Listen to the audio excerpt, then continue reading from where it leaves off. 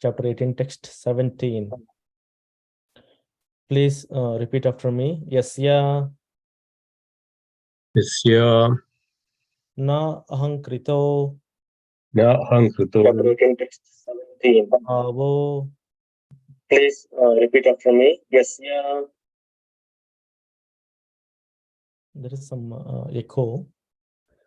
So let's do one thing. Okay, now let's not repeat because please mute yourself and I'll start reciting the verse, okay? Yasya nahankrita bhavo buddhir yasya na lipyate hatva pisamal lokan nahanti na nibidyate. Yasya nahankrita bhavo ahankrito bhavo buddhir yasya na lipyate hatva pisa imal lokan nahanti na nibadyate.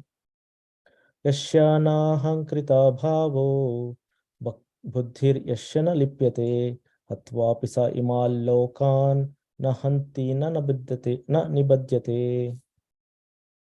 Synonyms: Yasya, one whose, na, never, ahankritaha, a false ego, bhavaha, nature, buddhihi, intelligence, yasya, one whose, na, never, lipyate, is attached, hatva, killing, api, even, saha, he, iman, this, lokan, world, na, never, hanti, kills, na, never, nibadyate, becomes entangled.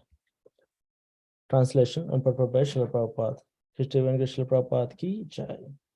Translation: one who is not motivated by false ego, whose intelligence is not entangled, though he kills men in this world, does not kill, nor is he bound by his actions. Purport: in this verse, the Lord informs Arjuna that the desire not to fight arises from false ego. Arjuna thought himself to be the doer of action, but he did not consider the supreme sanction within and without. If one does not know that a super sanction is there, why should he act? But one who knows the instruments of work, himself as the doer, as the worker, and the Supreme Lord as the supreme sanctioner, is perfect in doing everything. Such a person is never in illusion. Personal activity and responsibility arise from false ego and godlessness, or a lack of Krishna consciousness. Anyone who is acting in Krishna consciousness under the direction of the Super Soul or the Supreme Personality of Godhead, even though killing does not kill, nor is he ever affected by the reaction of such killing. When a soldier kills under the command of the superior officer, he is not subject to be judged. But if a soldier kills on his own personal account, then he is certainly judged by a court of law. Om Jnanatimirandasya Jnananjana Shalakaya Chakshurunmilitam Yena Tasmai Sri Gurave Namaha Sri Chaitanya Manobishtam Stapitam Yena Bhutale Swayam Rupa Kadamayam Dadati Swapadantikam Vandeham Shri Guru Shri Yutapadakamalam Shri Gurum Vaishnavamscha Shri Rupam Sagrajatam Sahagana Raghunathanvitam Tam Sajivam Sadvaitam Savadutam Parijana Sahitam Krishna Chaitanya Devam Sri Radha Krishna Padan Sahagana Lalita Shri Vishakanvitamscha He Krishna Karuna Sindho Dinabandho Jagatpate Gopesha Gopika Kanta Radha Kanta Namostute Tapta Kanchana Gaurangi Radhe Vrindavaneshwari Rishabhanusute Devi Pranamami Hari Priye वाञ्छकल्पतरुभ्यश्च कृपा सिन्धुभ्य एव च पतितानां पावनेभ्यो वैष्णवेभ्यो नमो नमः। जय श्री कृष्ण चैतन्य प्रभु नित्यानंद श्री अद्वैत गदाधर शिवासादि गौर भक्तवृंद। हरे कृष्ण कृष्ण कृष्ण हरे हरे, हरे Ram Ram Ram Hare Hare. Thank you, dear devotees, for joining this Bhagavad Gita session today. And we're in the 18th chapter, and today's verse is 17th verse.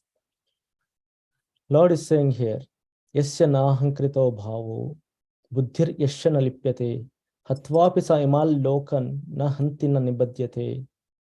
Dear Arjuna, when an action is performed without false ego, right, that action is sanctioned by the superior authority. And if that action may be leading to killing someone, then also that action is perfect. When an action is taken without false ego, is performed without a false ego, that action seems to be not normal. That action may look like going against the principles of this life or principles of this worldly or societal rules. Still, because that action is performed without false ego, right? Na ahankrita is a word, false. Ahankara is a false ego, but na negates that false ego and says that without false ego, never of false ego. One who's, okay, of our nature, buddhihi, intelligence, one who's never is attached. So one who is not motivated by false ego, whose intelligence is not entangled, though he kills men in this world. Krishna is saying that, though he kills men in this world, does not kill, nor he is bound by his actions. Right? So this section of this chapter is so beautiful. If we go back to the 14th verse, it gives some basics to this current context. It gives some context to the verse. Adhishthanam tata karta karanam cha pritak vidham vividascha pritak cheshta dhaivam chaivatra panchamam. So Krishna is quoting this. 5 things which will perform an action. Okay, 5 things are required. The place of action. The first one is place of action, which is body, right? And the second thing is the performer of action. And the third thing is senses. Fourth, the many different kinds of endeavor what the performer puts. Okay, and the fifth is the ultimate authority for this action is the super soul. So Krishna is defining, if an action is performed, these 5 things are required. Okay, when if these things are required, means you should not consider yourself as the doer of any action. If an action has to be performed, and if you're detached, if the intelligence is detached from that action, and if you're considering that you are not doing this action because you're doing this action only because of the Lord's will, then that action is sanctioned, even though it kills someone else. Okay, Srila Prabhupada beautifully quotes that verse, that point in the purport of 17th verse. That let's go read that, right? So Krishna, Srila Prabhupada says in that verse, right here, when a soldier kills under the command of a superior officer, he is not subject to be judged. It's not because the dharma of the duty of a soldier is to kill. So when that soldier under the command of the superior officer to protect the country, when he does kill the other party or the other soldiers or the opposite side of the people, he'll not be judged. He's not going to take him to the court and he'll be judged or he's put behind the bars. No. But if a soldier kills on his own personal account, then he's certainly judged by a court of law. Right? So when an action is performed for the personal interest without taking the consideration of the other without taking the consideration of the the sanctions from the authority, basically the action what you perform is due to the false ego. Now let's talk about false ego. What is false ego? Right? Ego. Okay, let's listen from you all. Like if anyone is interested, can someone tell me what is ego?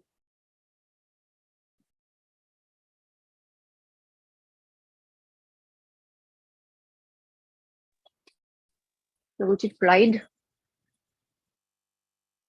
Yes, Mataji. Pride. Yeah. If you have a talent or something, then you get that false pride in your ego. Yes, and you start thinking very highly of yourself. Correct, Mataji. Actually, Prabhupada gives this definition of ego as two meanings. One is pride.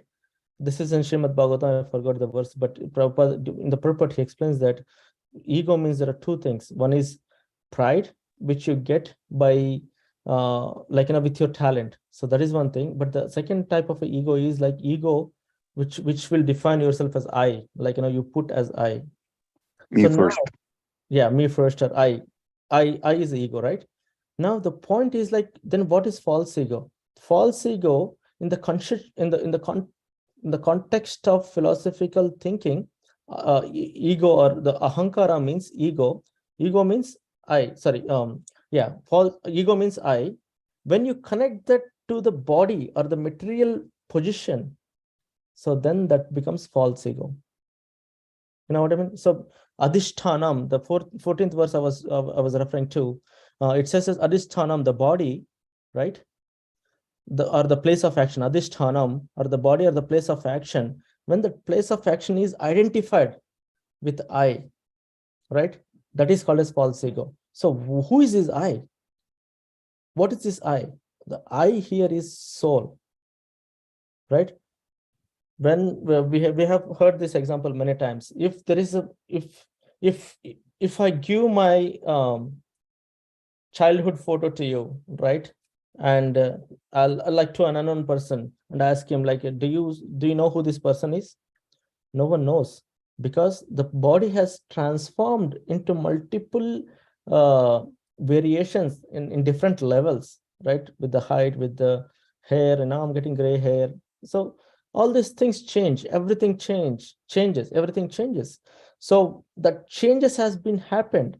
So if a photo of mine, a childhood photo of mine was given to someone else, they may not figure out that photo was mine, because I am not this body. I am not this body. Then who is changing? The body is changing, but who is not changing? Who is that I? If I say I am Harikishore Das, then who is that I? Because the body changed. The name in the photo, name of the, even though you say that the person is that boy, the child is Harikishore Das when he was small, but that person has changed. There is some change happened, but something which doesn't change, or something which is completely pure out of this body, which is not attached to this body, is the soul. Okay, so that soul is I. When you think that I, when we misidentify that I, the soul, to the body, that is called as false ego. All right. So how can we take an example of this? Okay. Let's say we perform many activities, right? If we perform those activities for the pleasure of ourselves, to satisfy our ego, like to satisfy our pride, as Mataji said, like to satisfy or to feel good of ourselves, without considering the sanction of the authorities, then that kind of action is prohibited or forbidden.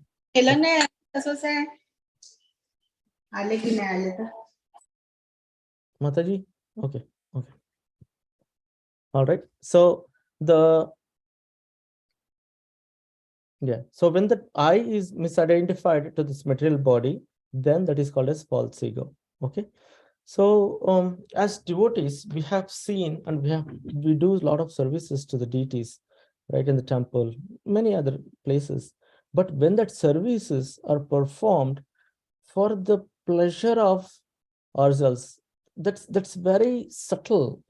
What I'm trying to say here is, for example, we are performing an activity, a noble activity of serving the deities. It's a big activity. It's not it's a huge, you need to have huge karmas, like huge good karmas, to perform or to get such kind of activity for the deities. Deity services or devotional service is not easy. Okay. But while we are performing such an activity, such a noble act, such an rare opportunity we get, and if we perform that activity for the pleasure of ourselves, we don't know, we think that we are doing that activity, but suddenly if we not like, suddenly that thing creeps in, that thought creeps in that, okay, I am making this garland for the deities, and these garlands came out very nice, and all the devotees will appreciate me. They'll ask, who made this garland? Right? That tinge or that tickling of thinking that we have performed that act, that makes us fall, that makes us grow. That means you are connecting, like we are connecting ourselves to the body, and we are thinking that the capability I have will get a praise for me. That kind of thinking will clearly raise to the false ego. So that is what Krishna is saying. Now, don't do any activity that is performed without false ego is good, but activity that is performed with the false ego is not good. So there are many examples like that. I remember there were pujaris or the brahmanas who performed deity worship in Mayapur temple. They were invited to a temple to train us in making the turbans of the Lord, right? To train us especially in the turbans of the Lord, and in overall the deity worship, how we have to perform. So while the first point, or the most important point that Pujari mentioned, was that if we perform the activity, for every activity of the deity worship, there is certain time limit. There is some time bound for each and every activity. For example, that curtains of the deities have to be opened by 7:30 a.m. in the morning. That is the rule. That is what we have to follow. If we perform an activity, or if we are performing a deity service or dressing service of the deities, and if we are going beyond that time, that Prabhu's point was, if we go beyond the time, you are basically satisfying your false ego. You are not working for the pleasure of the Lord. Right? So I hope you understood the difference now. Ego is I. I is what? I is soul. That is clear. But if we misidentify that I to the body or the body's pleasure, that is called as false ego, for the pride of the body, like the pride we get with our talent, or with our possession of some kind of talent. So that is false ego. Okay. So the crux is here is like we have to work or perform the activities for the pleasure of the Lord. There's a beautiful verse, 1 to 13, Srimad Bhagavatam, Canto 1, Chapter 2, Text 13. Atah pumbir dvijasreshta varnashrama vibhagasa swanutishtasya dharmasya shamsiddhir haritoshanam. Haritoshanam is a beautiful word here. That is what we're going to concentrate on. But let me talk a little bit about here what they're saying. Atah pumbir dvijasreshta, O Brahmana. Okay, Sutta Goswami is saying to Shonakadi Rishi is here that Varna Ashrama Vibhagasa, there is some difference, there are some groups that were created, Varna Ashrama groups. There are 4 Varnas and 4 Ashramas. Okay. According to the Varna and Ashrama, everyone has their own duties they have to perform. And if they perform their duties perfectly, that will please the Lord. Okay, Haritoshanam, and they have to be done highest perfection, the personality of Godhead, right? The personality of Godhead pleased. Okay. Oh, best among the twice born. It is therefore concluded that the highest perfection one can achieve by discharging the duties prescribed by one's own occupation according to the caste divisions and the orders of life is to please the personality of Godhead. So the Haritoshanam is very important. Whatever the activity, whichever may we fall into, Brahmana, Kshatriya, Vaishya, Sudras also, if they perform the activities, like you are in the any ashrama, like brahmacharya, grihastha, vanaprastha, and sannyas, any ashrama you are in. Srila Prabhupada also mentions at one point that it doesn't matter if you're a grihastha, or brahmacharya, or sannyasi, as far as you perform the activities in your own dharma, that is what matters. Okay, and you have to do it perfectly well, without ego coming into the picture, without a false ego coming into the picture.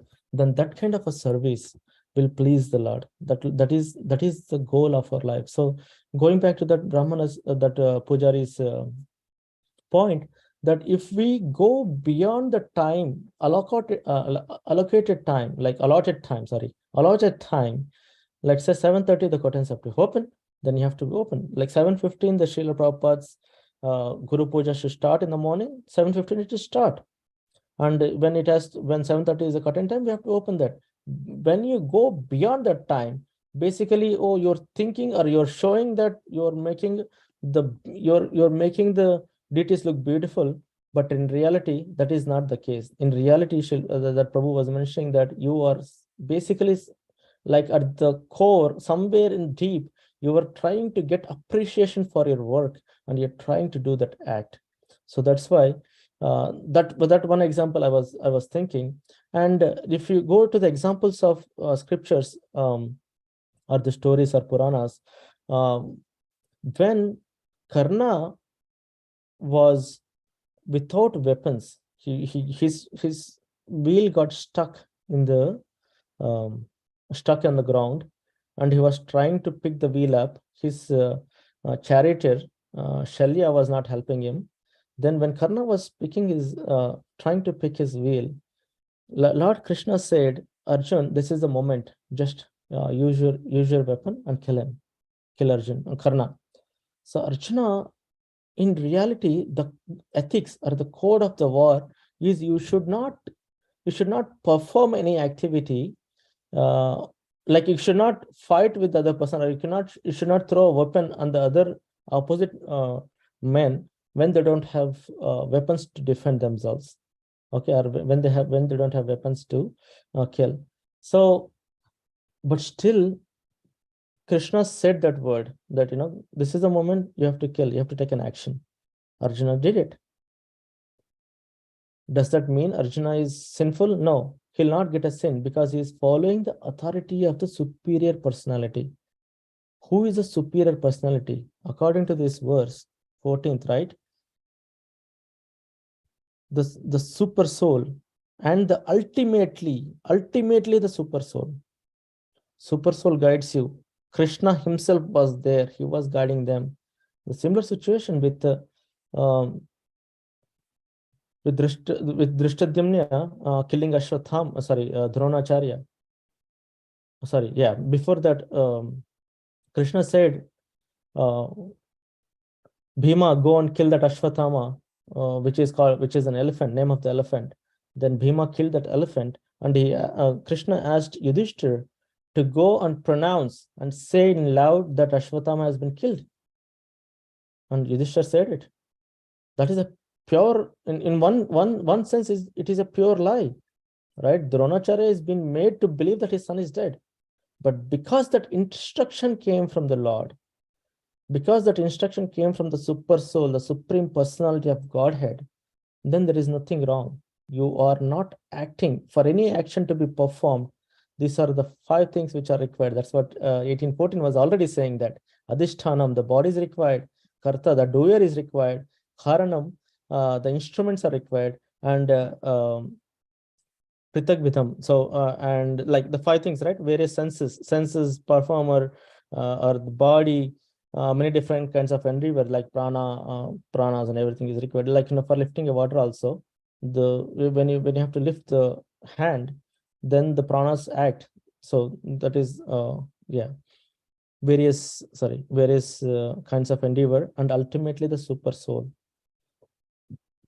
So in a similar way, if as Srila Prabhupada's example, if a soldier is killing opposite side army, he's just killing. I mean, there is no difference between him killing the opposite army, because as a body, he has a body, and that body is being, like, you're torturing him and killing him, like, shooting, or you're cutting with a sword or something, but you're killing that body. You're taking a life out of that body.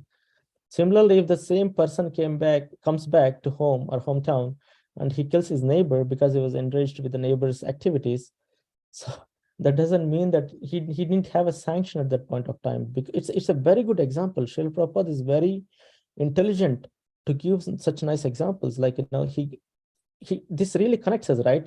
The action is same, the activity is same, everything is same, but the difference is that in the first case, when the soldier is killing the opposite team, he is getting the sanction or the approval from the superior authorities. right? But in the same way, if in the second situation, he doesn't have a sanction. He's killing because of his false ego, because he got hurt somewhere. Because maybe the other person is wrong, we don't know, but still he will be punished for the action what he has taken without the approval. Okay, so that's another thing I wanted to say. Now, 17th verse. Okay, yasya naham krita bhavo buddhir yasya na lipyate hatvapi sa imal lokan. This is a bold statement. Krishna is saying that if you kill someone also, that is not considered to be killed. But what happens? People take advantage of this. They just said, okay, Krishna in the Bhagavad Gita says that I am just a doer, and all the actions are performed by the super soul, and they take undue advantage, unnecessary advantage of this, and they act even though they're within this conditioned, within this false ego, and their intelligence is still not. So you see, the condition is given here, two conditions. The false ego should not be one who not on a false ego performed an action without false ego, and the buddhi, intelligence, is not attached. Intelligence is not attached means your intelligence is not attached to perform that activity. Okay, then if he kills also, so the conditions have to be fulfilled. Now some people take advantage and they just do the actions according to their own whimsically as they like. So that is not recommended here. Yeah, let me see if I have to cover anything in here. Yeah. False ego I covered. Okay. So now the question raises that, why we as devotees, we eat prasadam, right? And all of the devotees, they kill animals and they eat. So what is the difference between we eating vegetables and other devotees eating meat and killing animals and eating their food? So what is the difference? We are eating vegetables, that means we are also killing the plants, aren't we? We're also killing the microorganisms which were under the plants and the roots, right? There are so many things, so many living entities that are living there. They all have souls. Then what's the difference? The difference is we got a sanction. We got an approval from the Lord.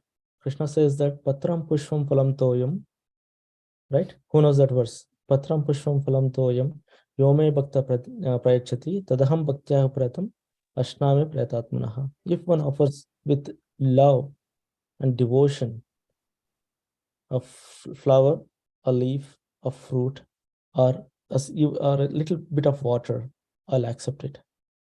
Right? So we have an approval from the Lord. The Lord has created this section, this part of the food for our living. Right? That doesn't mean that we just God has created. So when we receive that food, when we receive that benefit, then we cannot just plunder on that benefit. What we do as a obedient son of the Father, what we do, we prepare and we offer it to the Lord. That offering is just saying thank you, Lord, thank you, or like showing your gratitude to the Lord for our food. Okay, so it doesn't mean that yeah, I'm sorry, I lost the thought process here. Okay, so when we offer it to the Lord, that becomes an prasadam, and we take the prasadam. So that's what we're doing. The difference between the meat eaters and the non-meat eaters or the devotees is that a devotee, when he offers the food which is approved by the Lord, that food which we prepare, we give it to the Lord, and we get the blessings of the Lord. Angani yasya sakalendriya vrithimanti. So all his Krishna's, all angas or organs are not separate. They don't function separately. But with his eyes, he can, just by seeing the food or the bhoga, he can convert that into prasadam. So that is the talent. That is the quality of the Lord we have. So when Lord can take that food and give that, makes prasadam and eat. So that's the difference. Non-devotee who eats a meat, there is no sanction first of all from the Lord, and they just eat without even offering. We cannot even offer that food, and they also know that. People like Hindus, Indians, they know that stuff, that we cannot offer meat to the Lord. They clearly know that, and they don't eat. They don't offer first of all. So that's one thing. So today's verse, I want to go back again and see if I have missed anything. As Yashana ahankrito bhavo buddhir yashana lipyate hatvapi sa imal lokan na hanti na nibadhyate. So this conversation, it started from 14th verse. So 14th verse, Krishna says that for any action to be performed, there are 5 things which are required. The first thing is adhishthanam, which is the body, the performer or the doer, the various senses, many kinds of endeavor, right? And the 5th one is the super soul. All these 5 are required to perform an action. We cannot just assume ourselves to be the performers of the action. If we think that we are the performers of action, that's false ego, right? You're connecting yourself to the body, and you're thinking that's you're thinking that you're making that we are making that action, or we're performing that action. And in the same context, the 17th verse, Krishna is saying, today's verse, Krishna is saying that one who is not motivated by false ego, whose intelligence is not entangled, though he kills men in this world, does not kill, nor is he bound by his actions. So this is all I have for today. Dear devotees, please feel free to share your thoughts, your realizations about this section. Hare Krishna.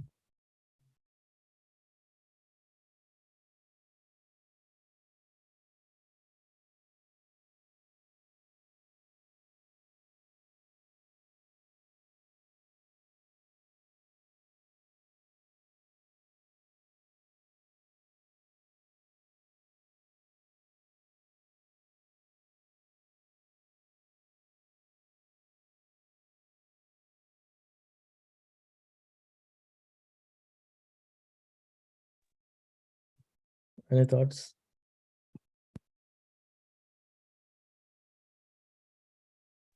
Thank you, Prabhu. Thank you for the wonderful class as usual. Yeah, Hare Krishna, Prabhu. It's a nice class, definitely. So, yeah, a lot of good things learned from your class, Prabhu. So, a code of conduct, yeah, in terms of, yeah, it categorized as human nature and animal nature, right? So, yeah, Krishna clearly calling out, if you are in a human nature, what is the protocol to follow while behaving with your family, or with your colleagues, or with your mother, father, or with society? What is the protocol we need to follow? That is a very, very clearly explained, Prabhu. And also, ashrama dharma, yes, I am a Vaishya. So, by the grace of Krishna, doing a cow seva, that is our ashrama dharma. And our ashrama dharma also saying that ahimsa, dharma, sila. These are the 3 core principles for our Vasavi community. So we follow ethics in business, definitely. In any circumstances, we will not cheat any persons in our business. So that is one ethics we practice. So, and also definitely, Prabhu, if you perform something or if you achieve something in our life, then automatically ego follows that. Unknowingly, everyone say I'm egoless, I'm 100% egoless, but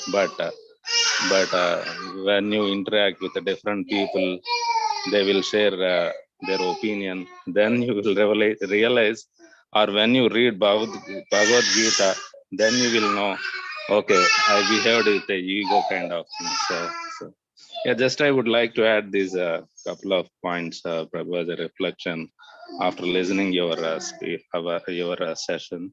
So it's a great session, Prabhu. Hare Krishna. Thank you, Ramakrishna Prabhu. It was nicely said.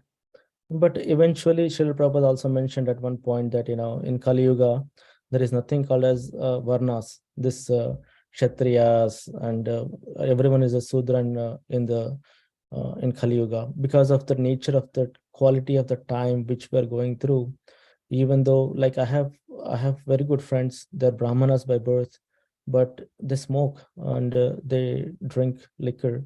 So yeah, so that gives me an example that even though they were provided, maybe because of their previous karmas, they were provided a beautiful family and a nice environment where they can grow in their grow or begin from what they had left from the previous lives.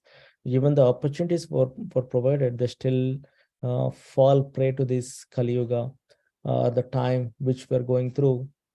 So that's why I think Srila Prabhupada mentions that even though eventually, even though there is no the clarity between this varnas have been reduced, but as you said, you are following the dharma of Vaishya and you're performing and taking care of the cows. Taking care of the cows is a param dharma of everyone, and we all have to endeavor to perform as much as possible, because cows are very dear to Krishna, and the activities we perform, any donation we make for the cow protection, any efforts or endeavor we make for the cow protection will go a long way, right? As we get this body as a human, the duty of a human is to protect the cows. We always have to protect the cows, and that's what you said. Yes, you perform the business. Yeah, so basically the distinction between these varnas have been, like, they have thin line now, because everyone is jumping from here to there to here. That's why Srila Prabhupada quotes that it's not by the birth, maybe it's because by the action or the activities we perform, which will define.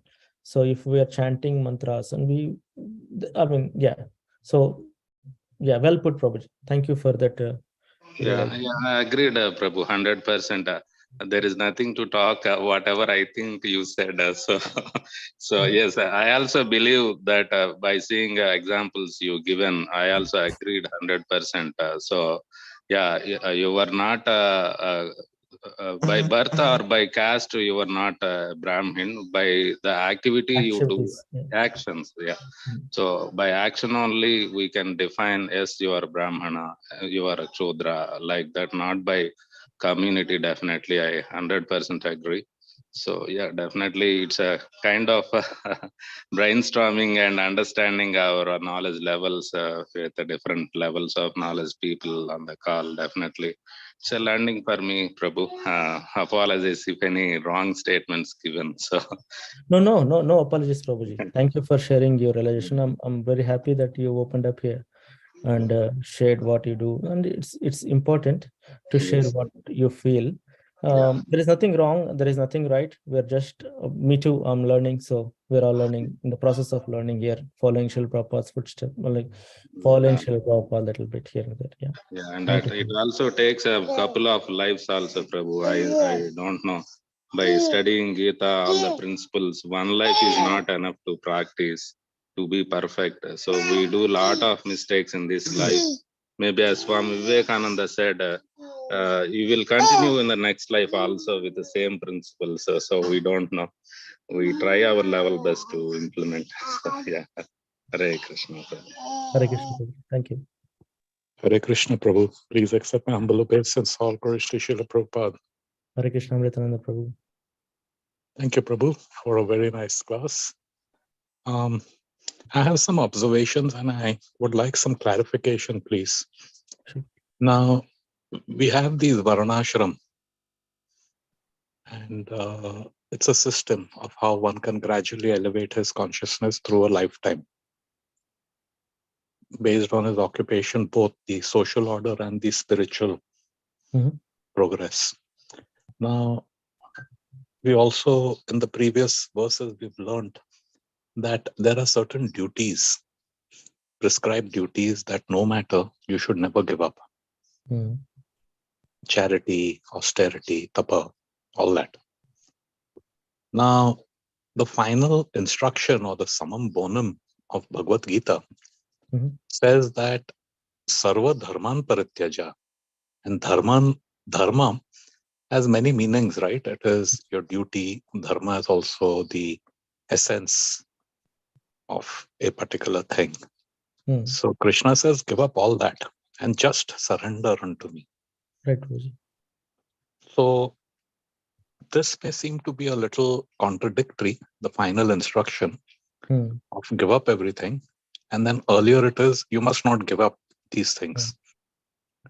So my mind was trying to reconcile this by saying that when we do all this tapa, austerity, dana, and follow ashram, that helps us surrender. So it brings us to the point of surrender. And once you are surrendered, I'm thinking that do you still, like, someone who's reached the bhava and prema stage, then at that point in time, do you still have to do the tapa dana as a discipline? Currently, it is discipline for us, for me.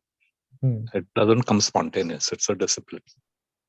So I wanted to hear your thoughts and other devotees if they, what's the correct understanding. Very, very nice points, Prabhuji. Basically, my understanding here is that, or whatever I heard from other devotees, when Krishna says sarva dharman parityaja mam ekam sharanam raja, so Lord is giving, not everyone in this world is same. Everyone is different. Each and every individual is different. There is not even a single face which will match 100% to each other. So just physically, there is so much of difference, so much of variety, so much of uniqueness in each and every personality. So then think about their mentality, their capabilities, their thought process, and their actions, and their affinities, right? When so many varieties of affinities there, Krishna is also giving varieties of solutions, right? For example, if there is a sober person, like now, for example, Sudama Vipra. Sudama Vipra is also present in the same city as other devotees, like other people. They're all living there. But Sudama Vipra was the only one who was completely surrendered to Krishna. He has no desire for doing anything else except Krishna Bhakti. Right? That is one level. In the same city, actually in Dwaraka, there is an explanation in Srimad Bhagavatam that in Dwaraka there was a prostitute house at the same time. Right? Do you see the variation where we're talking about? There is a devotee who is completely surrendered to the Lord. There is another setup which is completely material, completely which satisfies the physical needs. These are the two extremes I'm saying here, and there is a variety of people in between those two extremes. In these two extremes, right? When these two extremes are there, how can one solution fit all these people? That's where Krishna gives different solutions. He gives multiple solutions, and at the end he says that, listen, I said all these things, but if you really want to achieve something, if you really want to come to me, forget about what I have already said. Just forget about everything and come to me. Sarva dharman parityajya.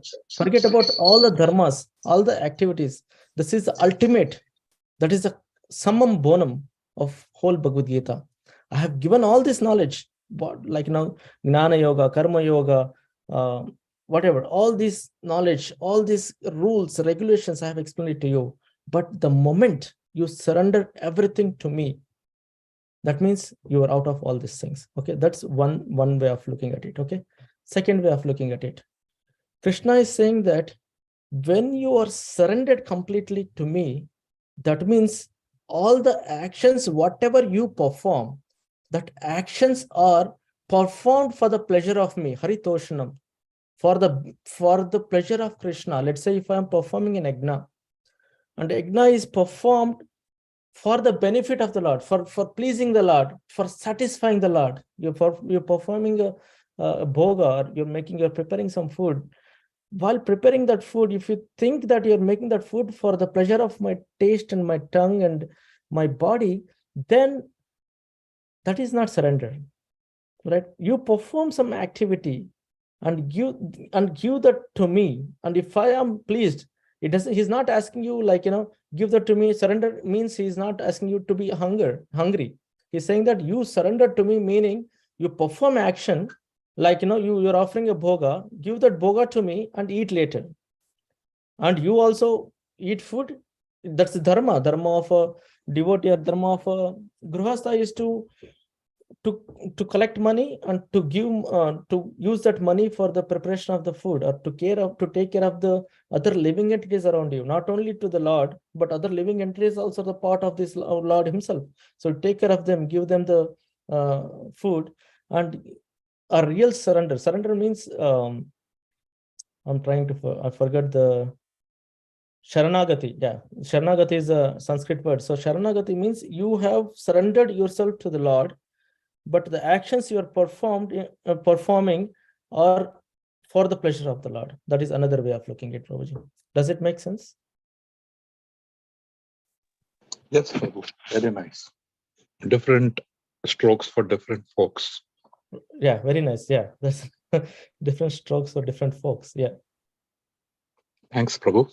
Hare Krishna.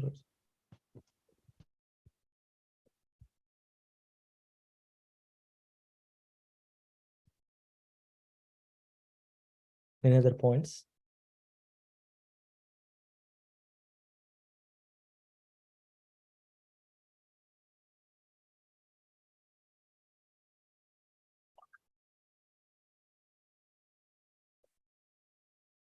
Hare Krishna, Prabhuji. Dandavat Avyo Special Prabhupada.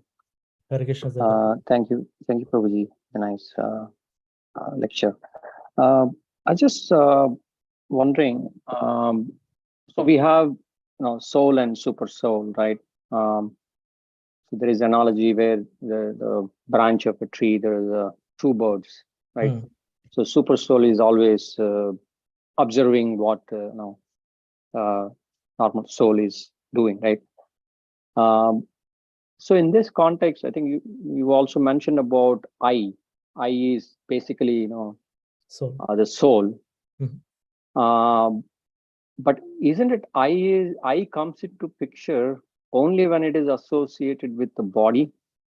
But if it is not associated with the body, then there is no concept of I also, right? Or we still call the soul as a I.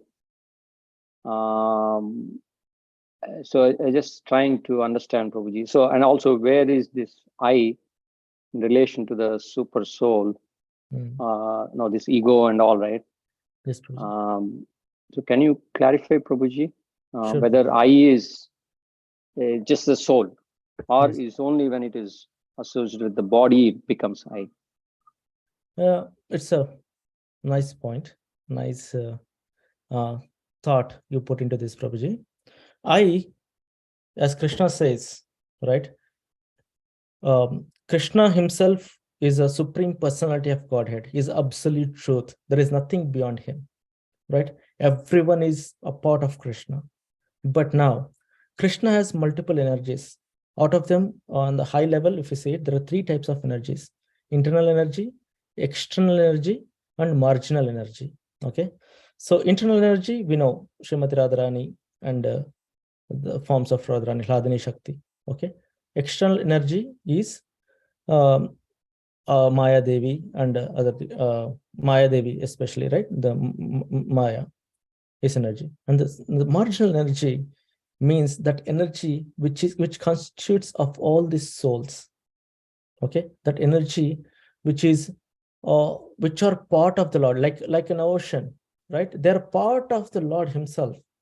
But when you take a cup of water and you take that cup of water out of the ocean, but even though it's same as the Lord, or it's same as the ocean, but still that water, that cup of water has a different identity. That is I. Okay. Each and every soul has an identity. It doesn't matter if if it is with the body or if it is not with the body.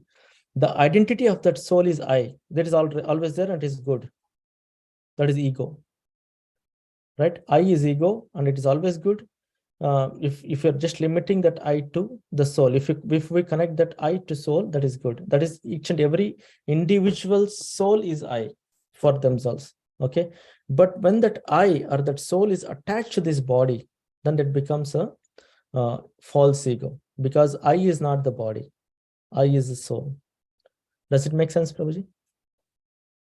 Yeah, Prabhuji. So basically, the I, when it is associated to the body, Right. that's a That false ego. Yeah. That is the real problem. Because we are misidentifying that soul. The nature of the soul is not this material world. The nature of the soul is the nature or the pure identity of the soul is the servitor of the service provider, provider substance. You know what I mean? Like, for example, for Krishna, we have to provide service to the Krishna. But when we misidentify that I, that soul, to the body, then we start serving. That nature is still there, but the soul and body, what we're trying to do is, like, we're still trying to serve others, like, family members here, there, and other people. Hare Krishna, Prabhu. Yeah. Yes, Prabhuji. If I have your permission, I can share something on this. Sure, Prabhuji, please. So, Sudhakar Prabhu, what Harikishore nicely explained, what Prabhu has said is, I am. The sense of I am is always there. And each one of us is unique. He explained how we have different faces, different mentalities, but even our soul is unique. No two souls are alike. And each of this uniqueness has a relationship with Krishna. Unique.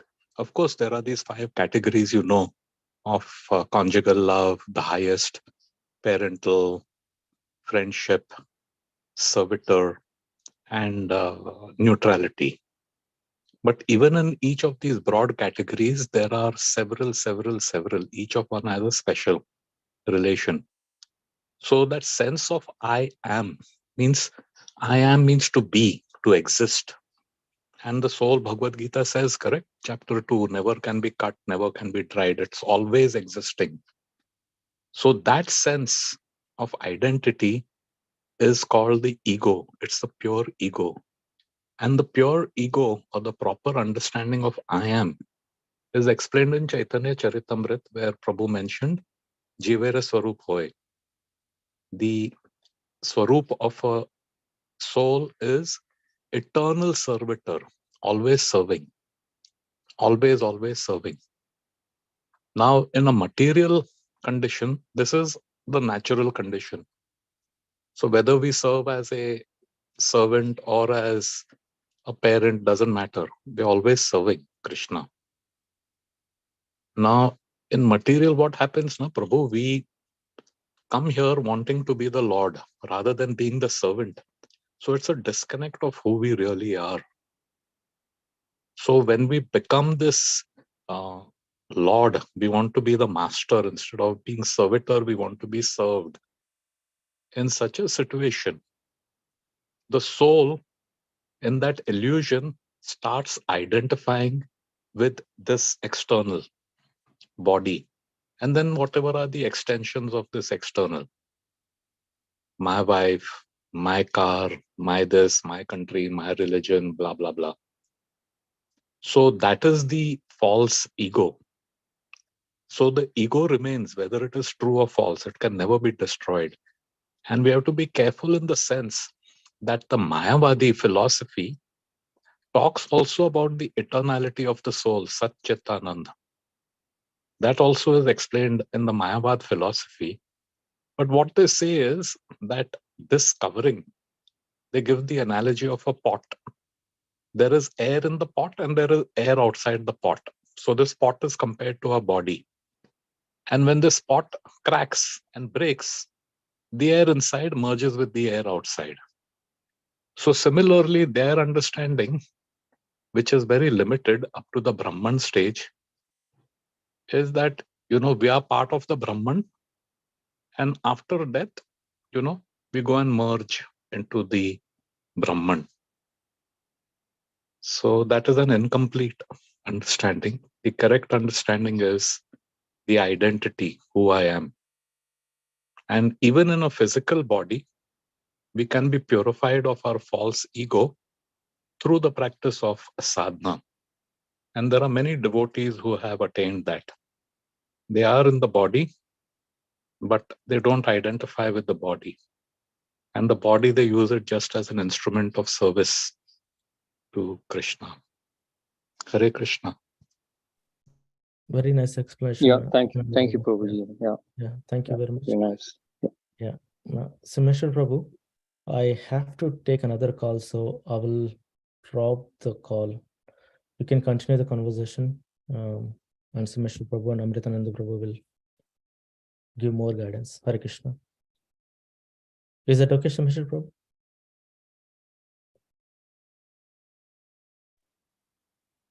Prabhu must be on some other call, or I think he has another. Yeah. Oh, great. He's back. Yeah. Yeah. Evening time, there is Arati. Yeah, Simeshwar Prabhu, I have to drop the call. I have a meeting with other person. So Thank you so much for the conversation. Nice class. Thank you so much, Guruji. Hare Krishna. Hare Krishna. Thank you all devotees for giving me the opportunity. Hare Krishna. Yeah. Thank you, Thank you, Prabhu. Prabhuji. So, Sudhakar Prabhu, you're okay with Yes. okay. Yeah. Then, That's any, it, any, Prabhuji. Thank you. any other concerns, comments, reflections?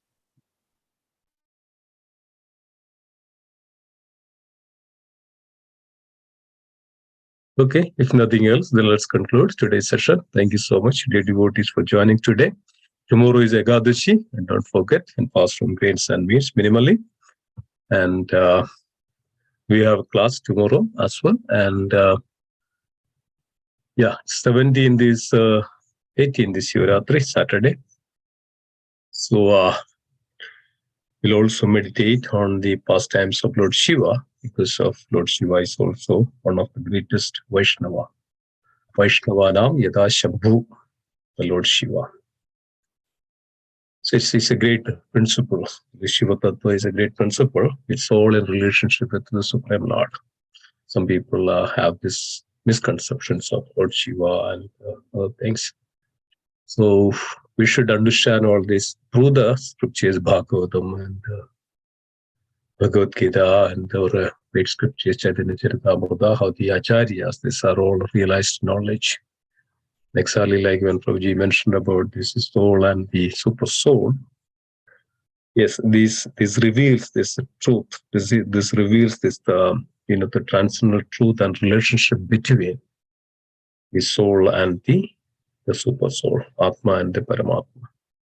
It's so wonderful, so beautiful. Yeah. Okay. So we'll conclude then today's session. Let's pay our obeisance to all the assembled Vaishnava devotees of the Lord. Vancha kalpatarupa. Sindhu Bhayevacha. Patitanam Vaishnavebhyo Namo Namah. Ki jai. Jai. Srimad Bhagavad Gita ki jai. Jai. Ananda Gaudi Vaishnava. Jai. Jai. Premanande Hari Hari. Hari Hari Hari Bol. Thank you, everybody. Hari Bol. Thank you, Prabhuji. Hare Krishna. Hare Krishna. Hare Krishna.